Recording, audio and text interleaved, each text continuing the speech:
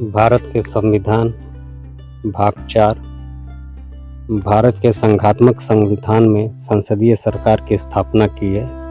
अध्यक्ष सरकार के नियम को भारत के संविधान में नहीं अपनाया। जैसा कि अमेरिका के संविधान में अध्यक्ष शासन प्रणाली के मत को अपनाया गया है। क्योंकि भारत अनेकों प्रांतों में बटा हुआ राज्य है, अनेक बोली तथा अनेकों धर्म का राज्य था। इस सिद्धांत का पालन इस हेतु ही किया गया है, यह व्यवस्था केंद्र व राज्य दोनों सरकारों में एक सी है। सरकार का यह स्वरूप इंग्लैंड की सरकार के समान है। सरकार के स्वरूप को अपनाने का मुख्य कारण यह था कि भारत में इसकी नींव वर्तमान संविधान के लागू होने के पहले ही पड़ चुकी थी।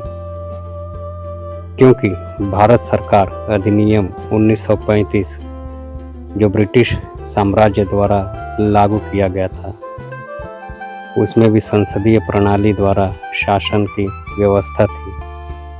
तो संसदीय प्रणाली शासन व्यवस्था का श्रेय भारत सरकार अधिनियम 1935 को भी जाता है। संविधान सभा ने बिना किसी विकल्प पर विचार किए ऐतिहासिक परंपरा के आधार पर संसदीय प्रणाली को अपना लिया। संसदीय प्रणाली में राष्ट्रपति का स्थान इंग्लैंड के सम्राट के समान है। यह कार्यपालिका का नाम मात्र का प्रधान होता है। वास्तविक कार्यपालिका शक्ति जनता के निर्वाचित प्रतिनिधियों में, जिसे मंत्रिपरिषद कहते हैं, निहित होती है। मंत्रिपरिषद का प्रधानमंत्री होता है। असल में भारत का राष्ट्रीय अध्यक्ष उसका प्रधानमंत्री है, परंतु संवैधानिक रूप से भारत का प्रमुख राष्ट्रीय अध्यक्ष राष्ट्रपति है, परंतु वह मात्र एक राष्ट्रीय अध्यक्ष है। विधान के अनुसार समस्त कार्यपालिका शक्ति राष्ट्रपति के हाथों में है, परंतु उसका प्रयोग मंत्रिपरिषद की सलाह से ही करता है। भारत के संविधान में विस्तार पूर्वक मूल अधिकारों का उल्लेख किया गया है। भारत के संविधान के भाग 3 के अंतर्गत लगभग उन सभी मूल अधिकारों को शामिल कर दिया गया है जिन अधिकारों के लिए लंबा स्वतंत्रता संग्राम चला है। इन्हीं अधिकारों के लिए भारत के वीर लोगों ने अपने प्राणों की आहुति दी है, आज़ादी के हवन कुंड में अपना रक्त प्रस्तुत किया है। भारत के मूल अधिकार उसी ऐतिहासिक युद्ध के परिणाम स्वरूप प्राप्त फल है। यह मूल अधिकार किसी भी मनुष्य के लिए अति आवश्यक है। यह मूल अधिकार उसके नैसर्गिक अधिकार भी है। व्यक्ति के बहुमुखी विकास के लिए जिन अधिकारों का प्राप्त होना आवश्यक है, उन्हें मूल अधिकार कहा जाता है। यह मूल अधिकार ही व्यक्ति के विकास और उसकी स्वतंत्रता की आधारशिला है। प्रत्येक विकसित राष्ट्र में इस प्रकार के मूल अधिकारों का उल्लेख किया गया है। इन अधिकारों को संविधान में समाविष्ट करने की प्रेरणा हमें अमेरिका के संविधान से मिली है। यह अधिकार राज्य की विधायिका और कार्यपालिका शक्ति पर निर्बंधन स्वरूप है।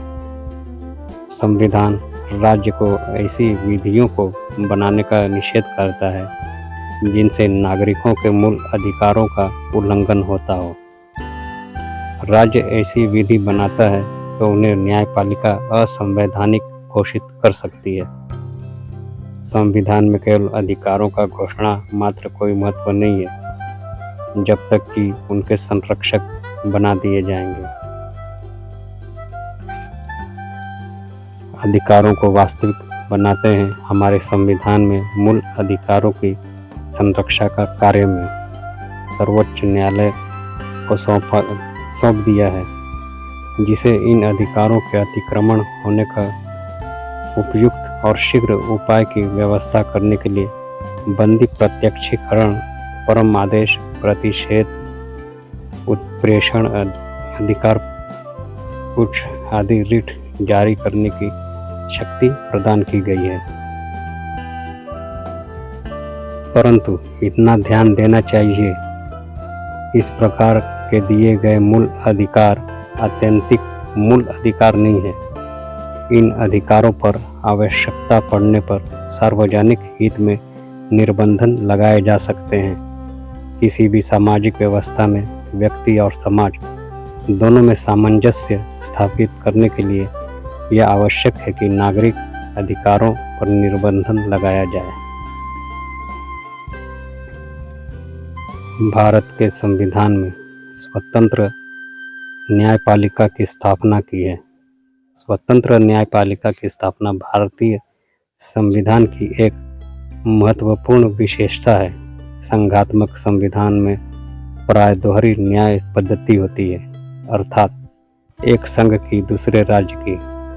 इसके विपरीत भारतीय संविधान संघात्मक होते हुए भी सारे देश के लिए न्याय व्यवस्था की एक ही व्यवस्था करता है, जिसके शिखर पर भारत का उच्चतम न्यायालय है।